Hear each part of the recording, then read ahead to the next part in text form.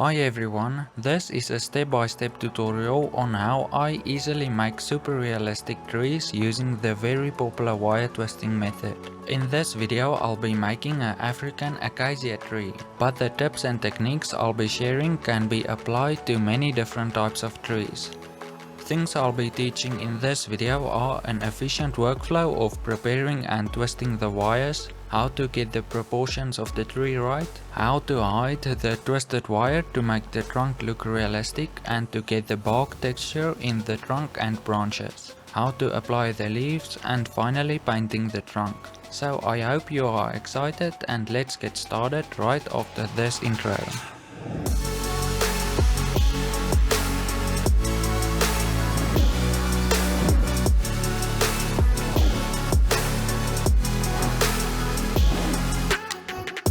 Before starting a new project like this, I always do some research on the thing that I want to model. Then when I find some photos that I like, I save them and send them to my phone so that I can easily use them as reference while making the tree.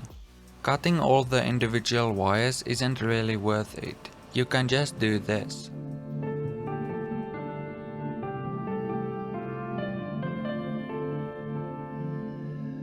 This cable had 48 individual strands of wire that's 25 gauge, which will work perfectly fine for this tree. Then I measure 18 centimeters and fold the wire at that point to double the amount of wires, and the excess wire is cut away. Before I start twisting the main trunk, I untwist the wires completely like this. This allows me to easily split the wires and they'll blend together nicely when twisting the trunk and branches. Once done, I simply start twisting the main trunk and I make sure to leave a loop of wire at the bottom to model the roots from. A easy way to make the number of branches and the length of the branches look realistic is to have some detailed photos of the real tree you are modeling as reference.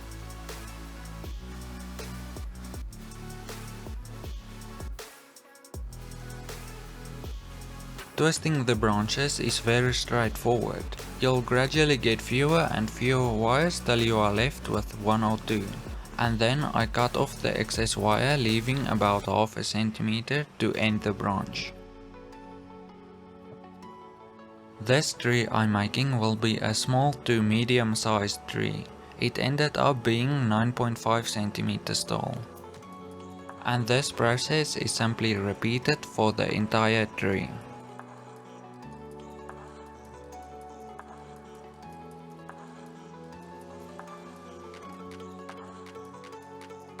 Before I start with the roots, I make sure the trunk is properly twisted.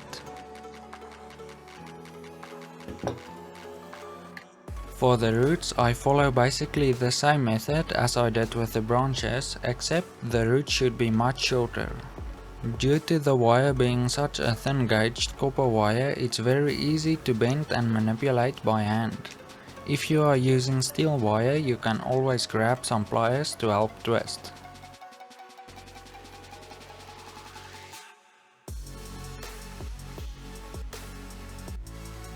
I use some of the wire at the bottom to make a mounting pin, which will make installing the tree very easy once finished.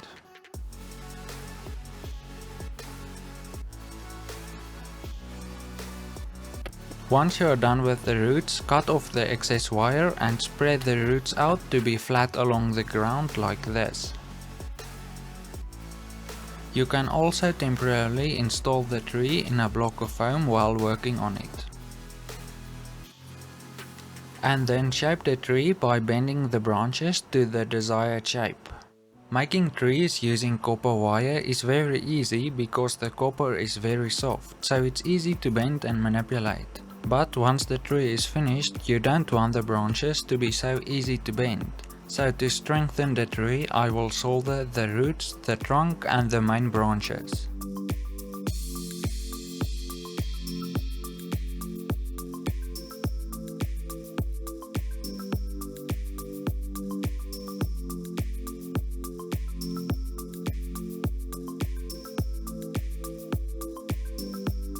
To hide the twisted wire and to give the trunk and branches some bark texture, I mix some cheap acrylic brown paint with fine sifted dirt. I mix it about 50-50, and it's simply applied with a brush like this.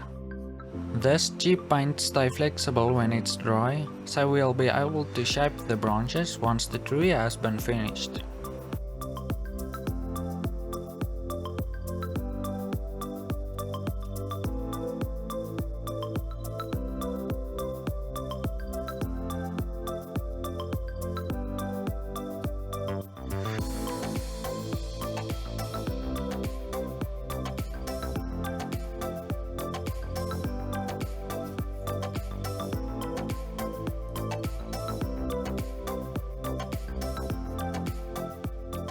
Now, before adding the leaves, you want to get the basic color of the trunk and branches right. And with this coat, you want to make sure to cover any visible wire, because once the leaves are added, this won't be possible. You can also spray paint it before painting this layer, that way you'll be sure there's no wire showing through.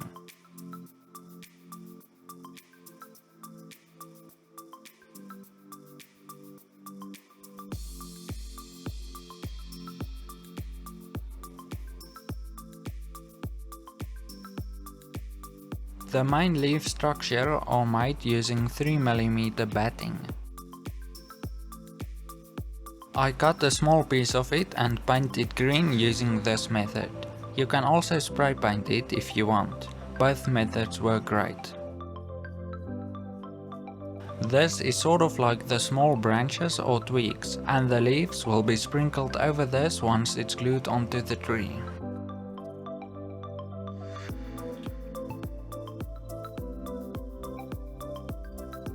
I remove excess paint and then let it dry. If you don't remove the excess paint, you won't be able to tear it into pieces to glue it onto the tree. It will make more sense in just a moment.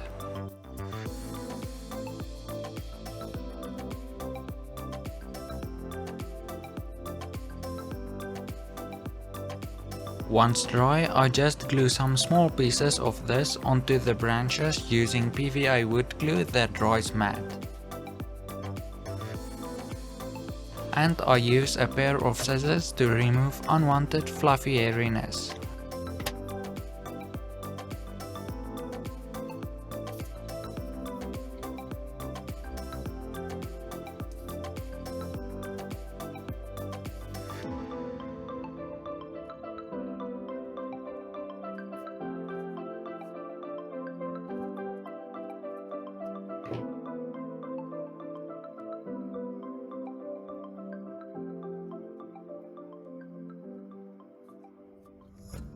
I continue doing this till I get the density I want.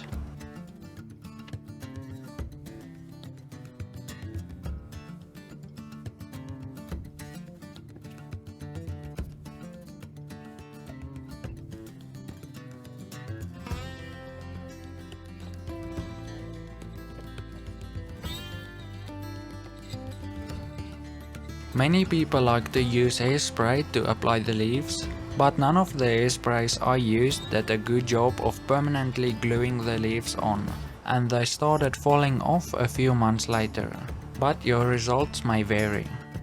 So I did a few experiments, and the following method is what I'm now using for most of the trees I make.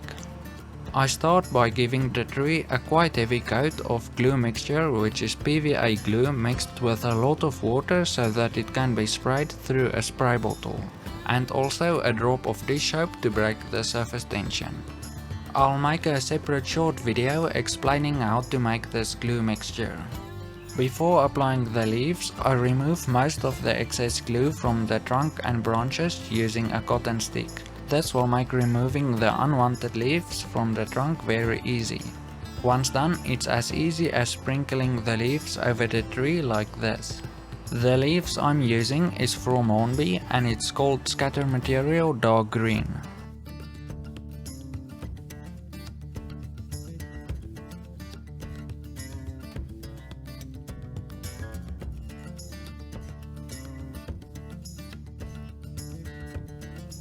Once done, shake off the excess and then I apply some knock 2mm static grass.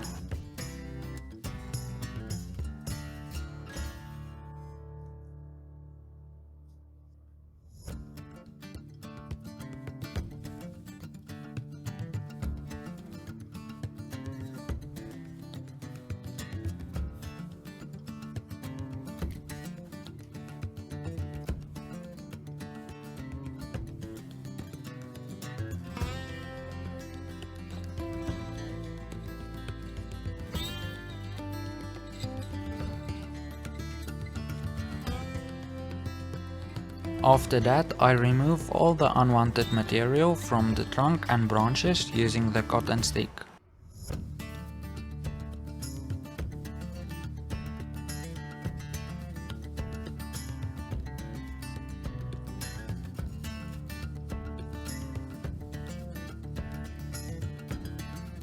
And then the process is repeated till you are happy with the density of the leaves.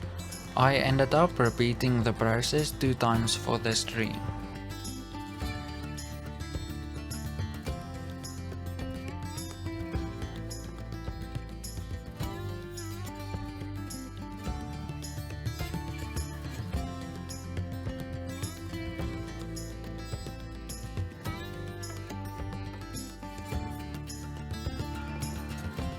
Once the glue has dried, I again use some scissors to remove unwanted fluffy hairiness from the batting material.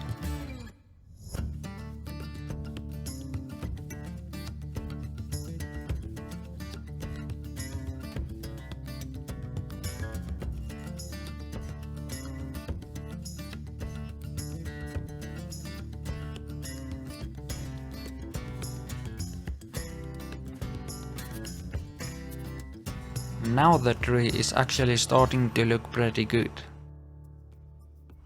As a final step, I'll be painting the trunk and branches to get some variation in the colors. And for this, I'm also looking at the reference photos to make sure I use the right colors.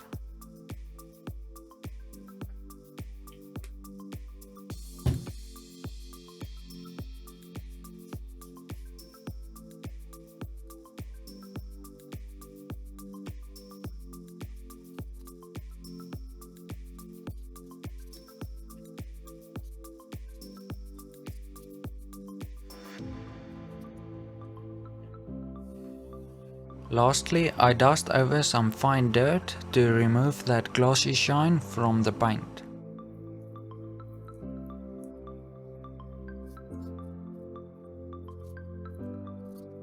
In the future videos, I'll be showing you my workflow of continuing the building process of my small layout, and I think I'll install this tree on that layout. So make sure you are subscribed if you don't wanna miss that videos. If you enjoyed this video, you'll definitely enjoy the playlist on the screen right now. And I'll see you next time. Bye.